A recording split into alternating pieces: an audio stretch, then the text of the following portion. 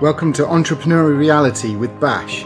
Every week we'll be speaking to startup and scale-up founders to learn about them, their ambitions for the business, goals and objectives. Every conversation is a moment in time, documenting entrepreneurs' current situation with a view to coming back next year to see how they are getting on. Each journey will be different. Each innovation could be game-changing. I hope you enjoy.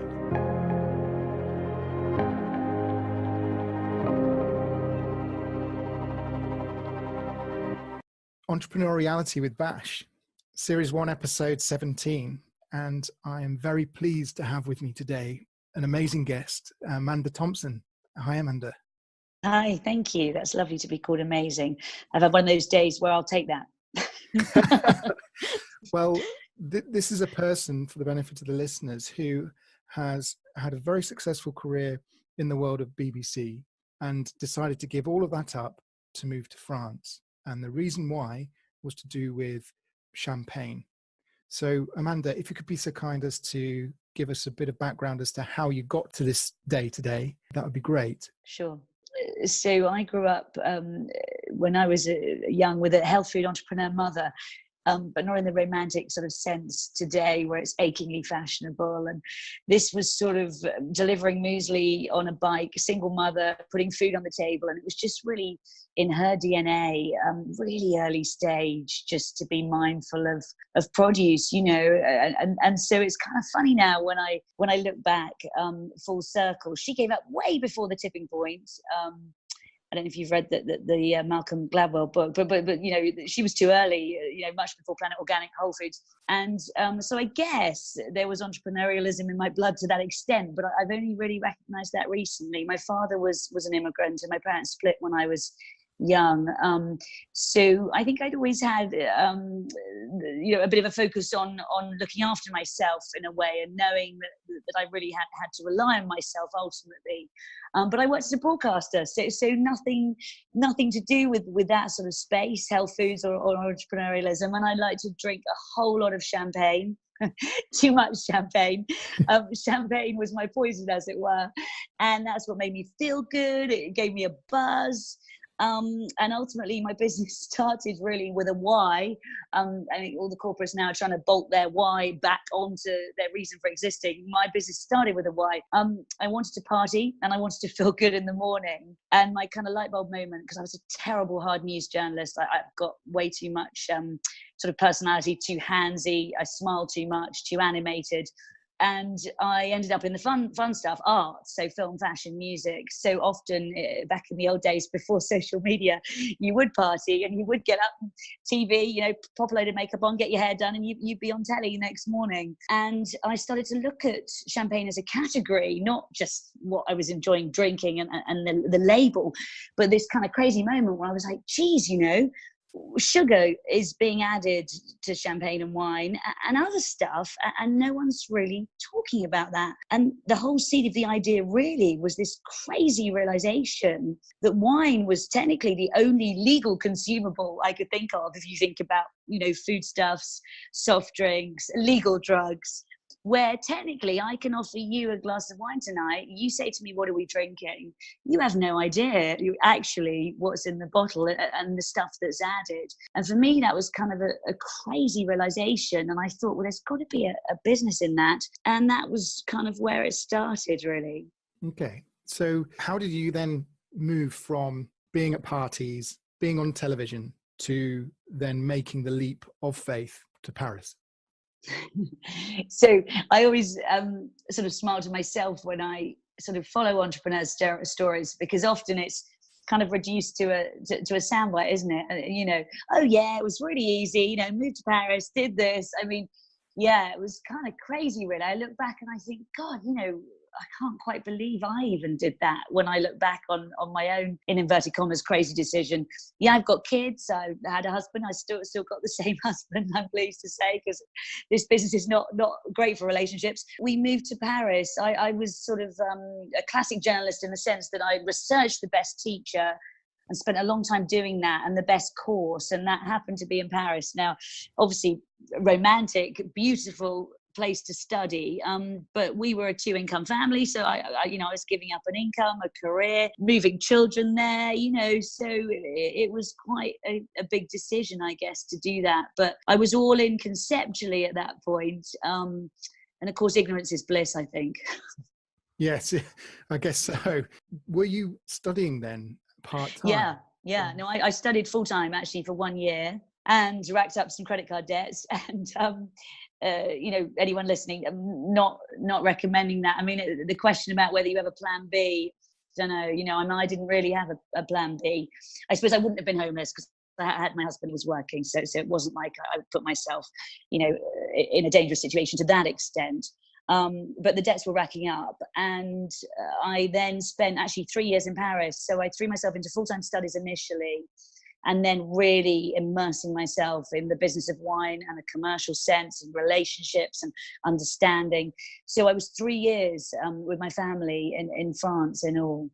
And was that where the business actually started, or did you move back to the UK before you started the business? Yeah, I was never in my mind going to try and sell snow to the Eskimos and launch a business in Paris. I mean, the recent politics of Paris aside, obviously, actually, Macron's been doing some really interesting things in the startup space, in the tech space recently. So I think had I now lived in Paris, perhaps I might think a bit differently. I think there's a much more innovative culture than when I was there a few years back. But selling champagne and starting a champagne business in Paris, no, I think that would probably have been a step too far in my mind. And I kind of had this idea that, if you can make it in the London wine business, you can pretty much make it anywhere, because the London wine business is known for being notoriously old school, notoriously hard to permeate, notoriously everything that kind of a woman going in to do something that no one's ever done before probably must have been feeling very competitive about at the time, but looks back on and think, God, I had big balls then.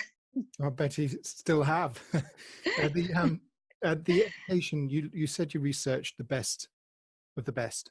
And so who was that? Yeah. For the benefit of the Well, listener. it was a sommelier called Franck Romage who was working and had created a new course actually at Le Cordon Bleu, which is the world-renowned cookery school. And so many wine courses, almost all wine courses, are either based on studying quite a sort of perfunctory formulaic way. You're looking at acidity and you're marking on sheets, is it medium plus, it's all quite sort of almost just reduced to tick boxes in my sort of outside in sort of understanding. Or you're sort of doing training where you want to become a sommelier, which is a fantastic training and can be desperately exciting and romantic if that's what you want to do. But again, a bit like Torch, you've got so much to learn about appellations and vintages, and again, so many facts. And for me, the romance of wine was what was so important and what I fell in love with and why champagne made me feel good. And so I was really looking for something where I could combine my learning with a real romantic, sort of passionate approach.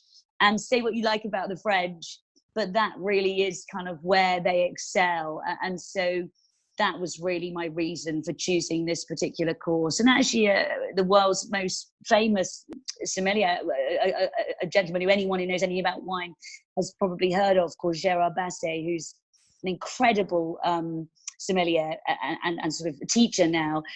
He happened to have a restaurant not far from me. He originally had set up Hotel du Vin. And so sort of classic journalist, early days, I went to try and speak to anybody I could about how I might get into a world that was notoriously hard to permeate. And he was one of the key people who was really helpful to me early days and kind of the antithesis of a lot of that kind of slightly snooty wine business that still exists very strongly to this day. So let's talk about that a little bit more. You said it's quite traditional, quite snooty. And how did you tell yourself, come on, this is what I want to do. This is my passion. It's a romantic product. I'm going to see this through. The negativity that you faced, how did you overcome that? And what type of negativity was it? Oh, well, I think there's negativity on a daily basis. I think if you're an entrepreneur of any sort, I think that probably with my age, being in my 40s and it not being, my first career, having huge tenacity, and really believing in my gut that I was onto something. I think when I spend time with other entrepreneurs from all walks of business, I think, if you have that initial gut belief, I think that's where it really almost has to start. I think the key for me always was this vision that I was not going to be like them, and I wasn't even going to see myself as a wine business, actually. And right from day one, we've always perceived ourselves and positioned ourselves as a lifestyle business, not a wine business. And that was really so important to me, because I understood fashion, I understood music and the arts, and everything that was exciting for me in the world, with tech, with everything, was about collaboration and diffusion and about not being categorized. And I could just see that so much of the traditional wine business was full of old white men. And that's not to say I haven't got many friends who are old white men, and I'm married to a lovely middle-aged white man. But the point being that if you perceive wine and alcohol in many ways in the same way that you might perceive tobacco, and I think that is arguably the way alcohol's going globally to a great extent, I felt like the world was about to divide in the alcohol space, and I felt like young people were either being lost to the cocktail and spirits fun world, in inverted commas, or to the idea of actually not drinking. I mean, my teenage daughter doesn't drink alcohol at all. Kind of bad for the family business, but that's another story. So actually, going back to your question, I think the arrogance, almost, I think that's how it's been perceived sometimes when people look at me, was I don't really see myself as a wine business. I don't see myself as like those people, and one of the first things I always do if I'm at a tasting with people who don't know anything about wine and have just come to taste a lovely champagne or prosecco, and particularly younger people, they'll say to me, what should I taste? Well, tell me, what should I be getting here? And I'll say, well, I'm happy to do all of the tasting in a formal way with you, but first of all, do you like it? It's fun. What separates one beautiful drink from another? The passion, the story. It's fun. It's alcohol. We shouldn't really be doing it technically, So that was really how I suppose I had the, in inverted commas, arrogance to really keep on and start and begin and still continue that journey. From the beginning of creating Thomson and Scott, how has the journey been to date from a business perspective? I mean, you name every, if you give me a list, I think part of the entrepreneurial journey and part of the reason why everyone says they'll never do it again and then they always do is you're living in a constant state of kind of crazy adrenaline, where the highs are super high, the lows are super low. And just as you're sort of gasping your breath to enjoy something great, the next kind of metaphorical fire is just about starting and you've got to fight it. And that's the same of any business. I understand that now. When I speak to big leaders, the EY Entrepreneur of the Year, people who are worth billions, the journeys are always the same. I think if you've starting a business from a blank sheet of paper, then I think there are always similarities that every entrepreneur will face. So I guess it depends on an hourly basis, I mean, occasionally you wake up and you go, why the hell did I do this? You sort of romanticize the corporate world.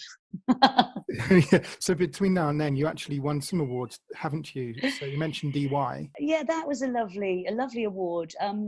Because for me, awards they're nice from a sort of external gratitude point of view, but for me, they're really worth something if they offer you something where you can really learn. And where EY really came into its own, I was one of their winning women last year. And that was a new program they'd cleverly set up, recognizing that not only were women not always putting themselves forward for early awards and therefore not picking up the awards later, but, just from a scalability perspective, the way the ecosystem goes with us being, it's harder for us to get VC funding, all the stories that are out there. They were wanting to find entrepreneurs early stage who were women who did have big ambition, and then they wanted to really identify us early, so that we're on their radar and have their network. And that actually had a hugely beneficial part for me last year when I went to, they have what's called a strategic growth forum in America in Palm Springs. And I was combining that with some meetings about our development.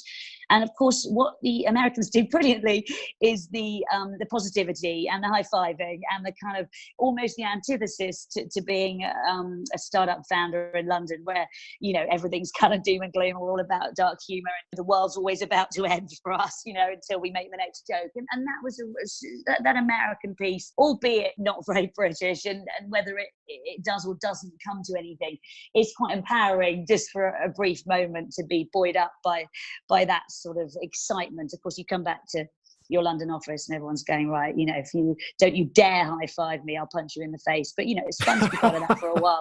So true. Oh. So how did you get the company off the ground in terms of finding the grapes, finding the production sites, the distilleries, etc., the fermentation units? Sure. Well, that's an interesting question. So the way that my brand works is we collaborate with fantastic top existing wine producers. And again, to go back to my understanding of fashion and partnerships and collaborations, I recognize this kind of really interesting section of the wine business that's actually surprisingly big, because you've got, on the one hand, the really big brands where it's all about the money, and actually the liquid itself may be good, but so much is going towards the brand. And then obviously at the opposite end of the scale, you've got what I call, you know, the kind of the garage wine, you know, £5 or £6, where actually with UK duty, nothing's going to the liquid. Then in the middle of all of that, you've got some incredible, what I suppose historically what we're called artisan producers, who are already making awesome wine, you know, in varying degrees of volume batches. But the interesting point for me was, amongst all of these wonderful producers who are making wine in really the purest way, because I don't want to teach you or anyone who knows wine listening to suck eggs, but for me, the key way to understand my brand is that beautiful wine was always made historically without adding a ton of sugar and a ton of crap, because that just masks imperfections. So exactly like processed food, to get to the point in the wine business where a lot of us unfortunately want to drink really cheap wine, to get to that point where that wine is palatable and the acidity is not too kind of awkward where you're kind of cringing, and to get that volume and to get that at well under £10 in the UK duty market where duty's high, you add a ton of sugar and you add a ton of E numbers or bits and bobs that nobody would really want to drink if they knew what they were drinking. So the holy grail for me was always finding the right top producers who could collaborate with me under my brand, under my recipe, and where we could grow the volume together to a point where it would be commercially viable. And the reason that that's worked, touch wood, in the right way for me is my top organic Prosecco producer. To meet our growing volumes internationally, you know, we've always sort of planned carefully with them. They now bring on more great producers to the organic way in that area of Italy. And so that goes back to our brand right from the get-go, having sustainability built into the model.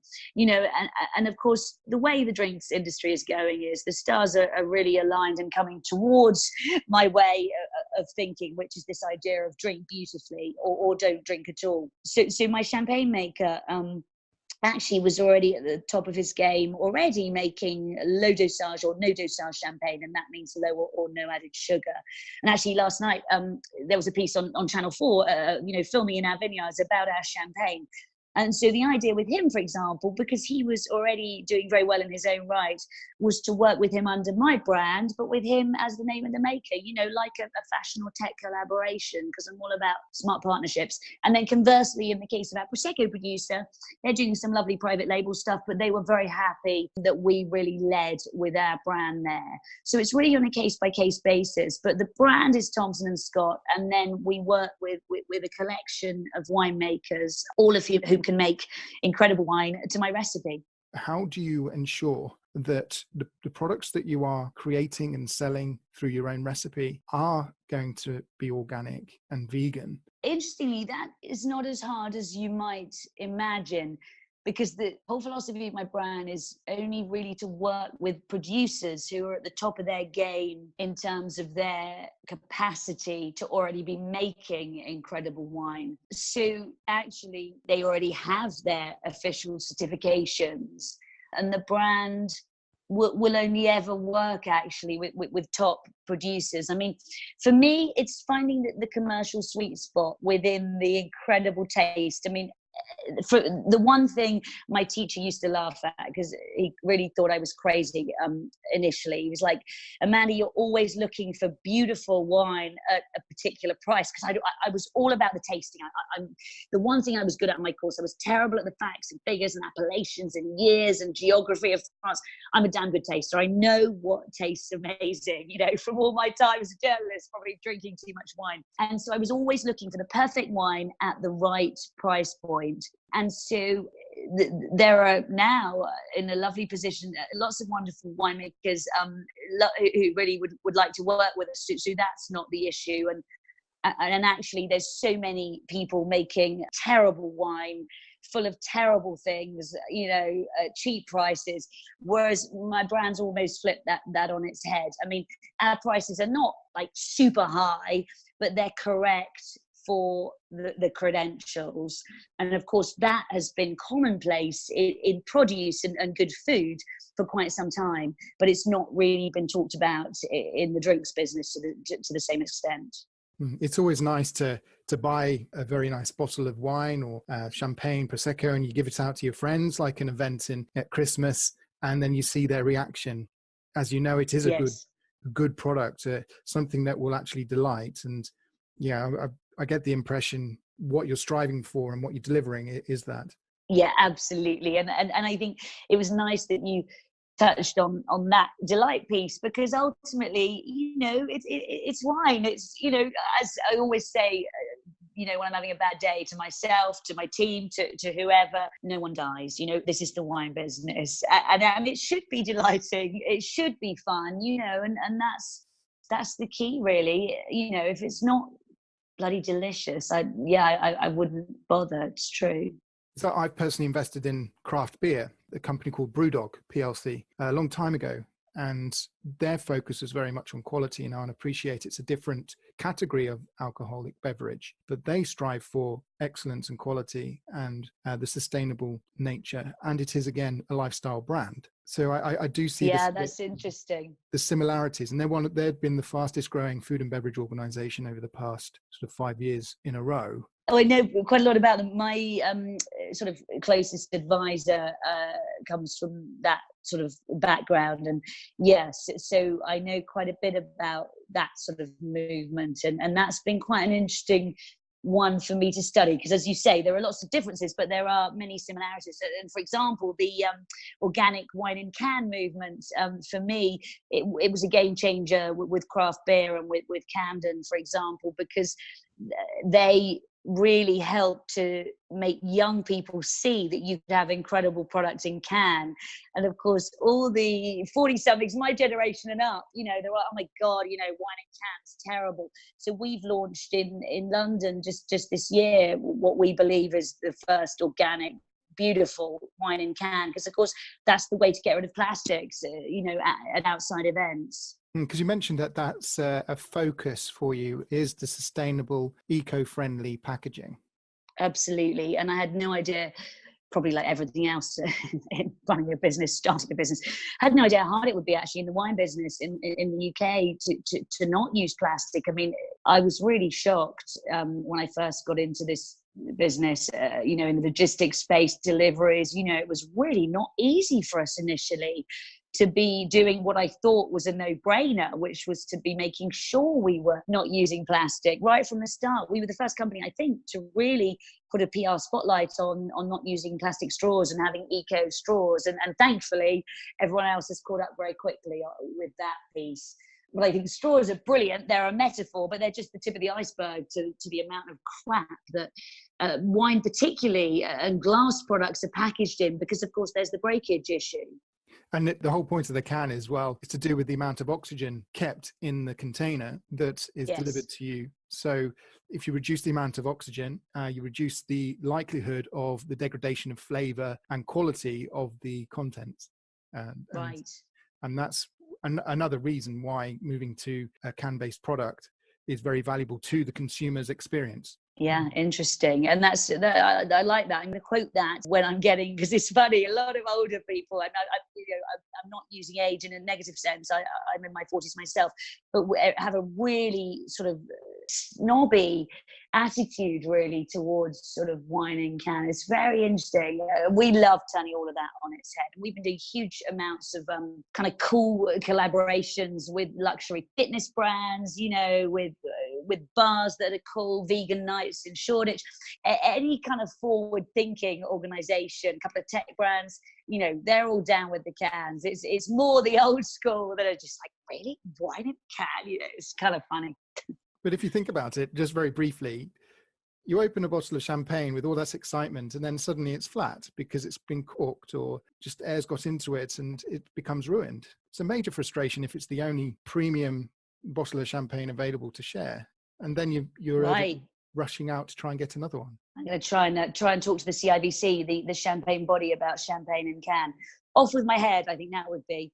At the moment, we're allowed spark organic Italian wine in can. We certainly would not be allowed champagne or prosecco. No, of course.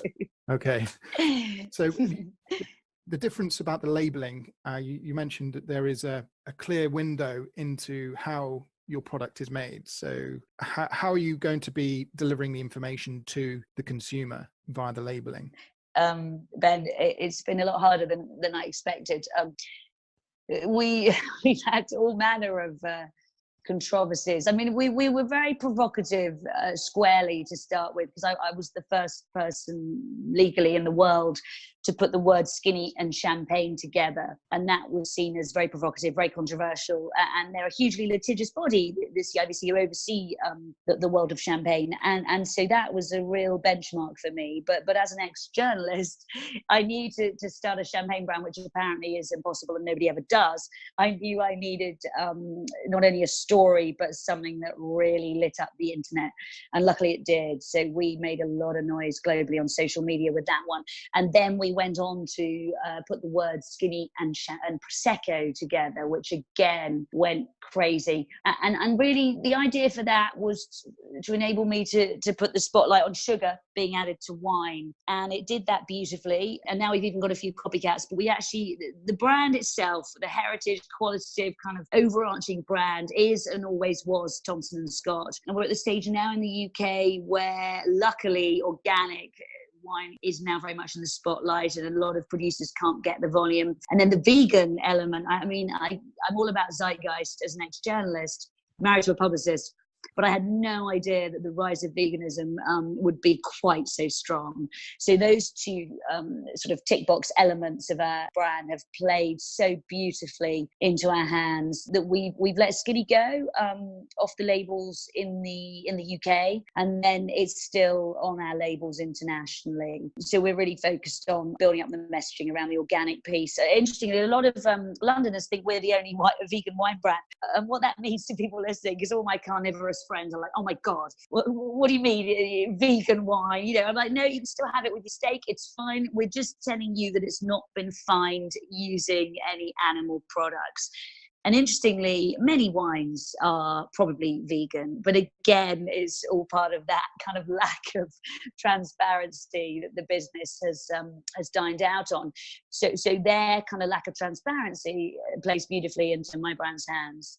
And Amanda, I live off a plant-based diet. I've been to vegan nights as well a number of times in Shoreditch. Right. Amazing. So making it very clear to individuals like myself that it is vegan or vegan friendly is very, very valuable indeed. I don't want to be drinking something negligently, that it's been produced and refined through fish bones, as an example. I just would not want that at all.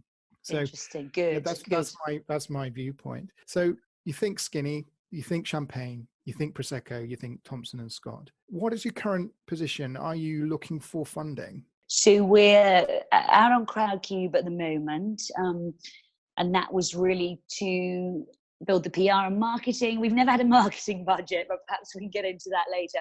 We've done everything through word of mouth and storytelling and building a community at PR. We really love the idea of being democratic in that sense, you know, and allowing people to put £10 in and have some ownership. I mean, I think that's a super cool concept. And so we went out with CrowdCube, and we also are negotiating a partnership deal that will potentially come and fit alongside that. So we might close the round at a bit more than was out on CrowdCube, and now we're nicely over funding. So depending when this podcast airs, we may have closed the round, or if not, get on CrowdCube and check us out. But yeah, I mean, I think as a founder, you're almost in a perpetual state of fundraising. I mean, I remember someone saying that to me early days. I was like, oh, don't be ridiculous, you know, but now I understand what they meant, because cash is king, cash flow management's everything. You're constantly burning cash if you're a fast growth brand. So yeah, you're almost in a perpetual state of raising, which of course is consistently frustrating, because you want to be focused 100% on your business growth. But I think a smart founder's always got to keep one eye on where that next raise may be coming from. That said, this is quite a big strategic one for us, and it may be the final one, depending how things grow. So it will either be penultimate or it'll be final, but I can't say I'll miss that kind of fundraising piece, because it's it's very arduous, as any founder knows, and there's a lot of time wasting. I hadn't really realized you know, how much people sometimes, and if I'm allowed to use the word bullshit, but am I allowed to swear on your podcast? Absolutely, but, why know, not? Okay, so as an ex-journalist, when I first came into this business, you know, it was very easy to be intimidated by sort of VC speak or financial speak or, you know, private equity when you don't understand it. And now, you know, I made it my business to really understand it. And then you realize how many charlatans there are out in the London space who are kind of pretending they've got all these funds, and they're not really doing really as much as they might do with them, or not really ever having the funds in the first place. So you have to almost sort the wheat from the chaff, which can take time, and also is another reason why I like this idea of CrowdCube, because you're really out there. You know, people can put in from £10 up to as much as £100,000, and that was from somebody that I'd never met before, you know, who did connect via the platform. So I think that's really cool. That is really cool. And you are building a tribe. You're building brand ambassadors who will then promote and share your products. Going back to that lifestyle. Exactly. And I think that's historically, and I think that's why drinks brands in particular have a very strong relationship of being successful on CrowdCube, you know, and I think that you can really, as you say, build your tribe and take people along for the journey, which is really exciting. And so what will you be doing with the money? How are you going to invest it?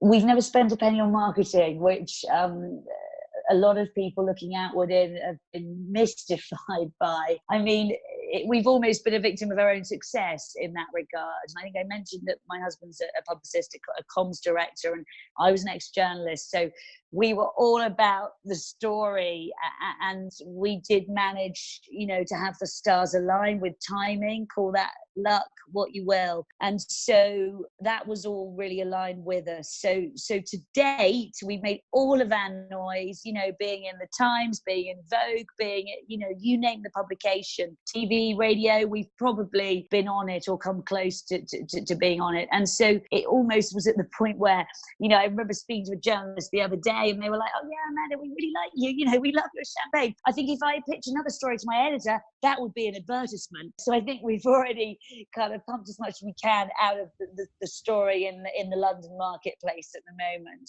We've got what I think is a hugely exciting and potentially game-changing bottle launching in 2019, which is naughty, which means that my portfolio really comes full circle, playing into the the moral of drink beautifully or not drinking at all, which is this organic non-alcoholic sparkling, which will bring the party to the table but without any alcohol.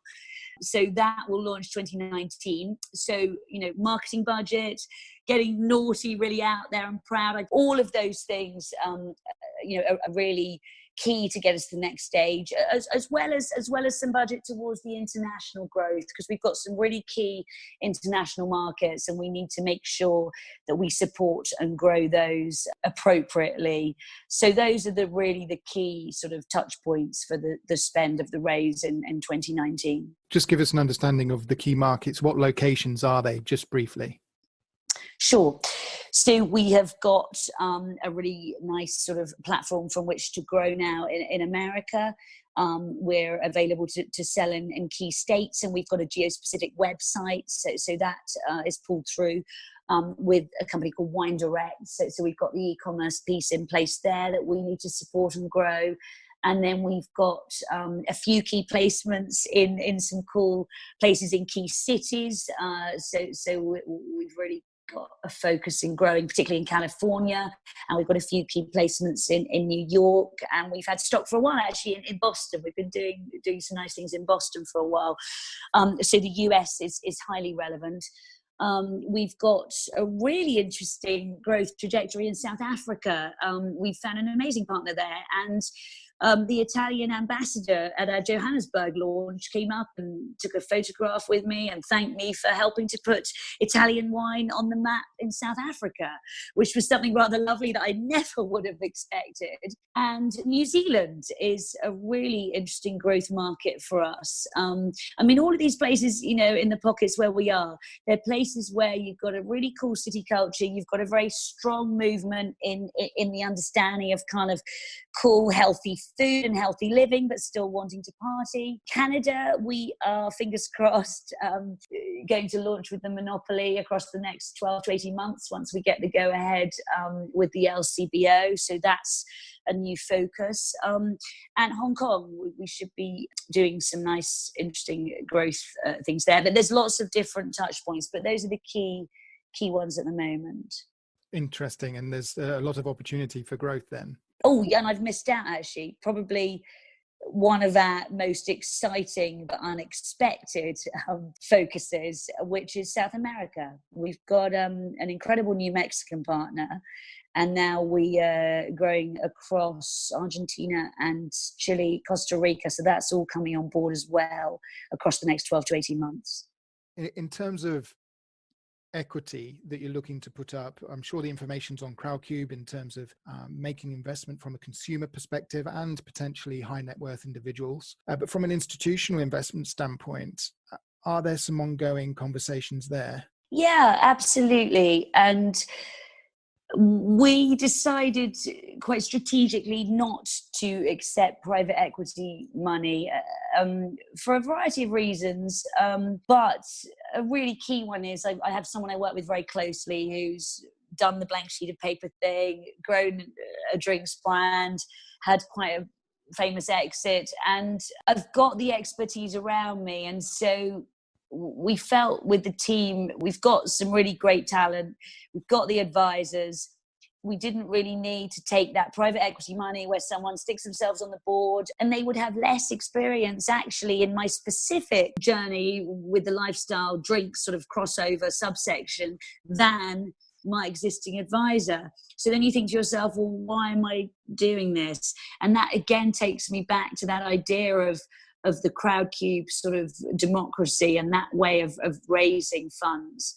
Obviously, the flip side of that is if you're not taking big money early and you're not giving away that big chunky piece and you're not, how are you going to still have the fast growth? So that's obviously a challenge that is faced.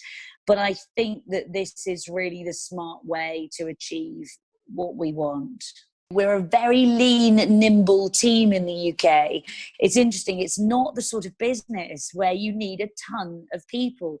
I mean, all I really need is the right people with the right brains in the right roles doing a brilliant job. Now that obviously it sounds simple. It's harder than it might sort of seem when you are hiring. But right now I've got a crack team, And that's why we're building them into the share structure, because I think it's important that, you know, for those people who are loyal, who are with you on the journey, who will get their hands dirty, that they're rewarded ultimately. But the way the model works is, you know, we manage that piece from London. We're a London, British-based business. Actually, we just got onto the Mayor's International Business Programme, which is exciting and useful for our international growth. We're a London-based business selling internationally and selling that kind of London story, as it were. And then the partners we sign with internationally, they need to love the brand, but ultimately we support them. We're in market, you know, twice a year or so, but they're then doing the selling and the distribution. So that's how the model works. And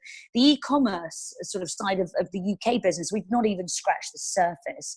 And that's another potential growth area for us in the UK that we can give some real love to going forward. But again, I don't need a ton of people sitting in an office. So that's why it's quite an interesting model in that sense, in terms of overheads. So let's talk more about you as an individual, Amanda. Okay. There was a story I read, first of all, about Thomson and Scott selling out in Selfridges a few years ago now, 3 times in 1 week. But what I'm curious about is, how did you open up that account, Selfridges, that business relationship in the first place? How did you go about doing that? I always had this vision at the beginning that, you know, champagne, halo effect, luxury brand, positioning. So I set my heart on Selfridges. I was like, where do trends start? And a few years back, and I'm sure still to a large extent, you know, Selfridges is the big player there. And so I stumped up a ton of cash at the time. I remember actually calling my bank, and that was another credit card complicated deal, because I'd not long come back from France.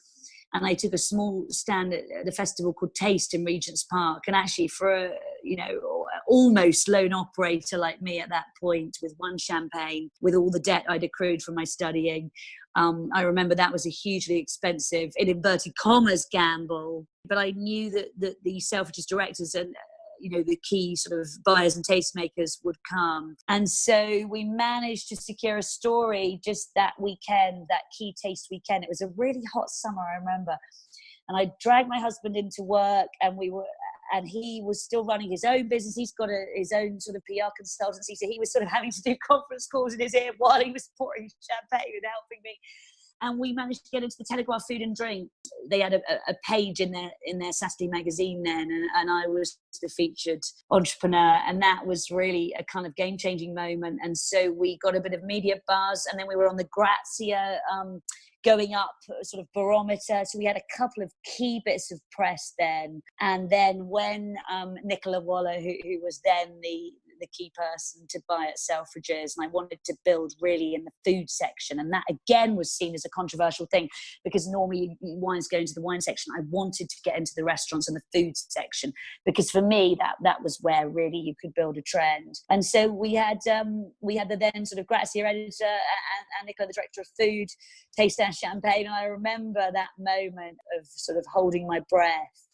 Does she like it? Does she like it? You know, and then she loved it. And, you know, that for me, I was like, okay, if I sell one bottle of skinny champagne in Selfridges, I've got my Halo account. I am stocked in Selfridges. No one can argue with me. And that's when I knew I was in business. Amazing. Amazing. What a story. And so, are there any particular lessons over the course of your journey to date that you could share with the listeners? That you, maybe just one that you could share? Well, I got to say many, but I mean, at the risk of sounding flippant, don't ever start a business unless you really freaking are prepared to eat, breathe and sleep what you're doing. I think there's so much excitement, hyperbole in the world of entrepreneurialism, and it's kind of sexy at the moment. It's probably the sexiest career out there, looking outward in. And of course, the dichotomy between the reality of being an entrepreneur, it's the biggest chasm I can't even tell you. And of course, I'm in the champagne business, the most glamorous business of all. But my job, of course, is to make other people feel glamorous, make other people feel special. Everything might be crumbling around me in terms of my business day. But when I'm out there, I sure as hell have got to put my game face on and sell that champagne and sell the dream.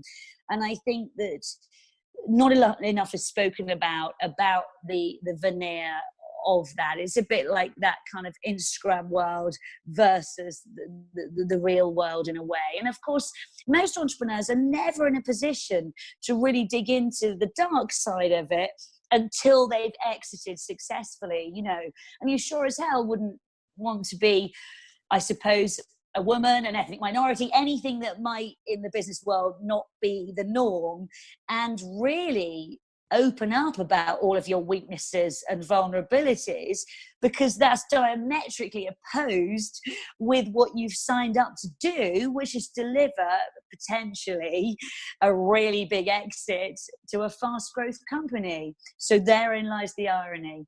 So my lesson would be, you better sure as hell love what you're doing, and don't just chase the money, because you'd be an absolute fool. That's great. Thank you. And with regards to living and breathing the world of entrepreneurship, your business, the products that you're delivering, the experiences you're wanting to give to your customers, what do you do to get away from it all? How do you get headspace again? I don't really. I do have some balance with my lovely children, I suppose, in the sense that children are a great leveler. And when my 10-year-old son wants to play Star Wars Lego, then that's what I have to focus on. Kids are great at calling you out. I've been known to hide in the bathroom dealing with my emails, or jumping on a late night conference call, and of course your son's like, well, Mum, you're like all about no tech at the table, or, and of course then you're like, shit, yeah, I'm never practicing what I preach. So kids are a great leveler. When you're with your children, you've got to focus on what they need. And then weights and yoga. Well, if I'm training and I'm training hard enough, then I can't think about anything other than the pain. So that's probably the only time I switch off. Brilliant.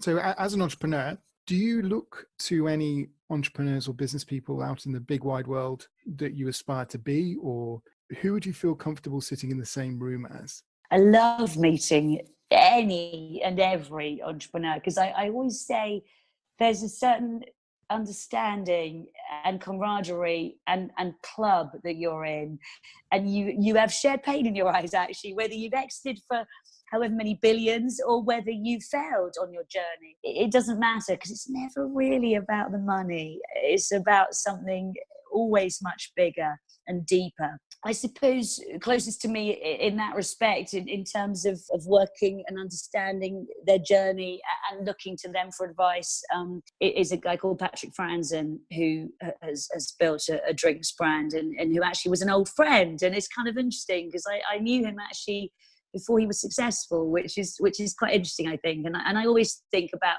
any of my friends, rich, poor, whatever, I always think if they're the same before, after, then that's really how life should be.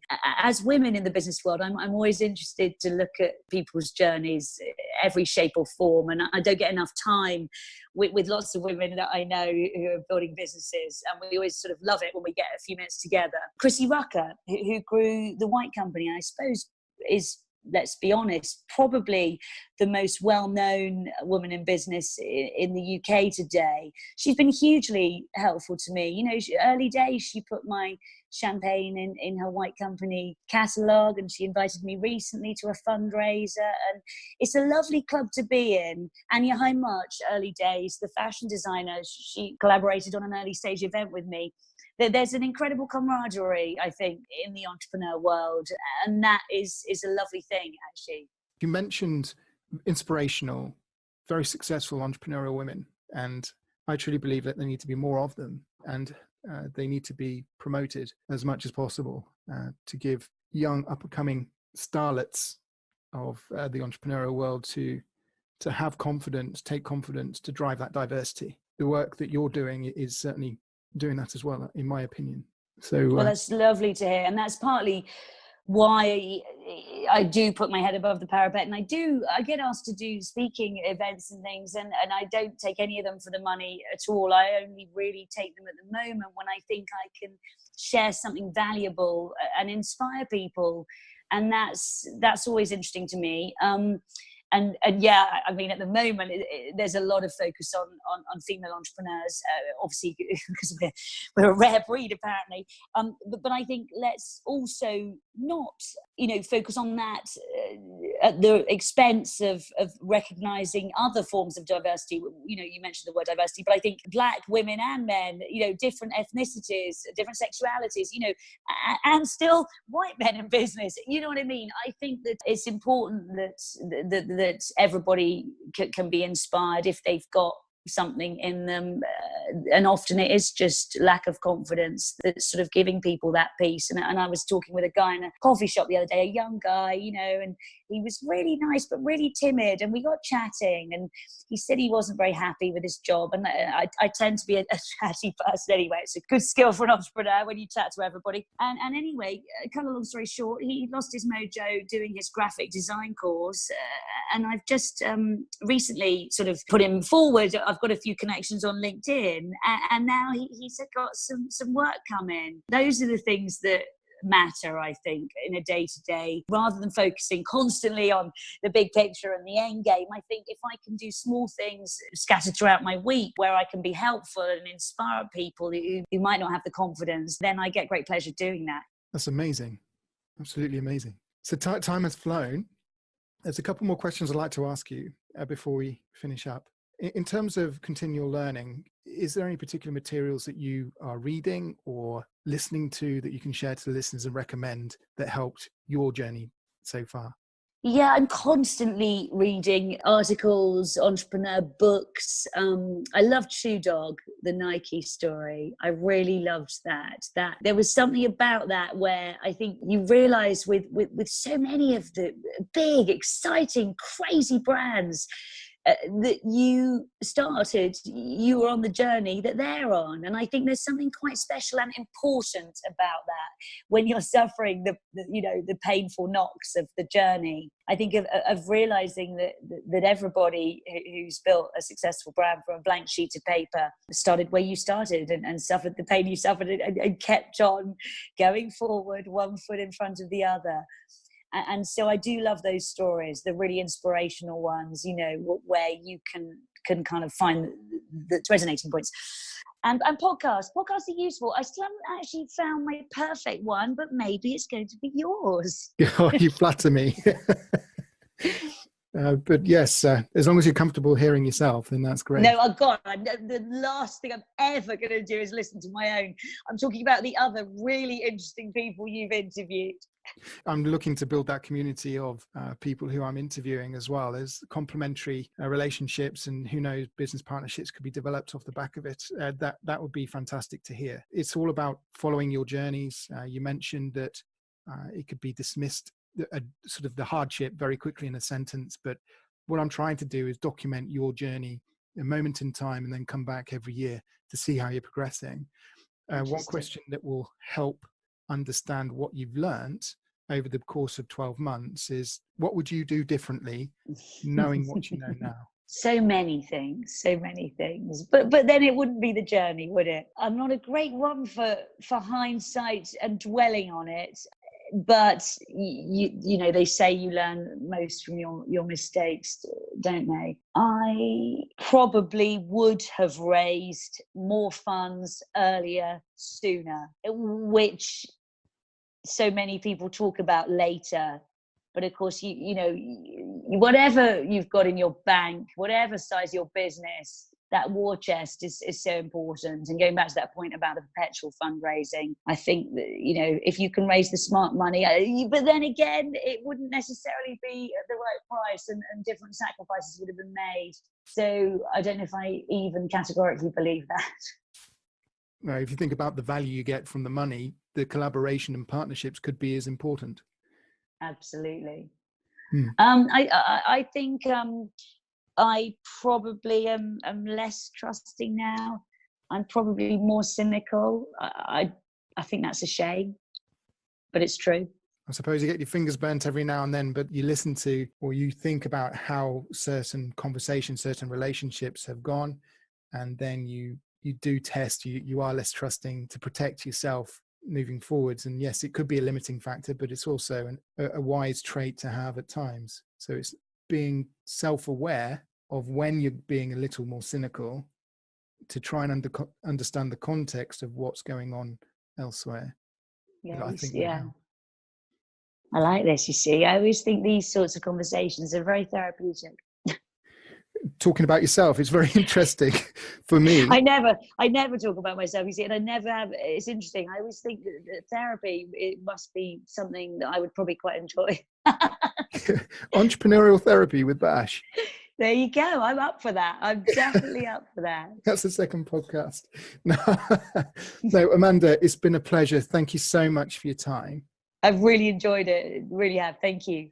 Great. And I look forward to speaking to again in the next 12 months. But over the course of the 12 months, I will be updating the audience, the listeners, of what the latest news is about Thomson and Scott. So I hope the funding round grows. Additionally, get onto CrowdCube, everybody. Have a look. Remember, make your own decisions, take advice. But yes, I wish you every success. It's really kind. And hopefully we can meet for a drink next time, one of mine. Absolutely. So what do you think? We'll have another interesting story to dive into next week. Looking forward to it already. Some questions to you in the meantime. What is your story? What is your reality right now? And what are you working towards? Let me know. So you can connect with me on Twitter. Just type in Bash in the search and you'll find me. So Bash, B-A-S-H. Easy. On Instagram, it's Bash Reality. So that's Bash_reality. And on LinkedIn, Benjamin Ashmore. Make sure you subscribe, and until next week, cheers.